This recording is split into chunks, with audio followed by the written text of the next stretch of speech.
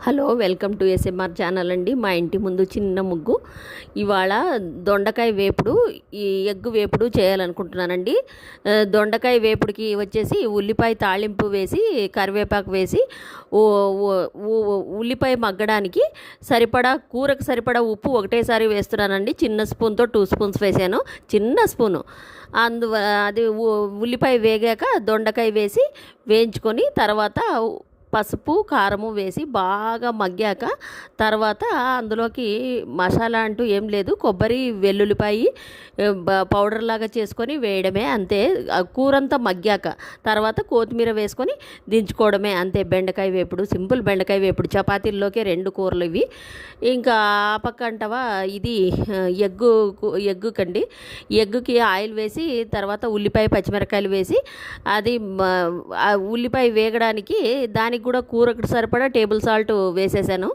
తర్వాత అది ఉల్లిపాయ వేగాక బాగా ఇది కారము పసుపు కూరకు సరిపడా వేసి తర్వాత ఎగ్స్ పగలగొట్టి వేసి తర్వాత మసాలా అంటూ ఏం లేదు, దాంట్లోకి కొద్దిగా 1/2 స్పూన్ చికెన్ మసాలా వేసి కొత్తిమీర వేసి దింపేశాను.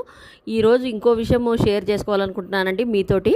యుటెన్సిల్ ఏ వాడాలో కన్ఫ్యూజన్గా ఉందండి. అల్యూమినియంలో చేస్తే చేయకూడదంటారు, స్టీల్ గిన్నెలు వాడితే స్టీల్ గిన్నెలు తొందరగా మాడిపోతున్నాయి. ఇవి ఖరీదు కూడా ఎక్కువ. ఇది వరకు ఒక 5-6 ఏళ్ల కిందట మట్టి కుండల్లో చేస్తే మంచిది అంటే అన్నీ మట్టివి తీసుకొచ్చాను. అది ఈ ఉగాది కాదని ఒక 2 ఇయర్స్ బ్యాక్ ఉగాదికి వంట చేస్తూ ఉంటే పాటు పేలిపోయిందండి. అవేర్నెస్ కోసం చెప్తున్నాను అంతే. అది బాగా సీజనింగ్ కూడా కరెక్ట్గా చేశానండి. మళ్ళీ అది వాటర్లో డిప్ చేసి 2 డేస్ పెట్టి మళ్ళీ ఆయిల్ పూసి ఎండకు పెట్టి బాగా సీజనింగ్ చేశాకే వాడాను.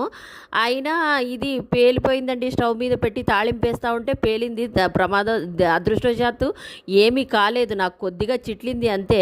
అవేర్నెస్ కోసం చెప్తున్నాను. యుటెన్సిల్ ఏవి వాడాలండి కన్ఫ్యూజన్ అసలు.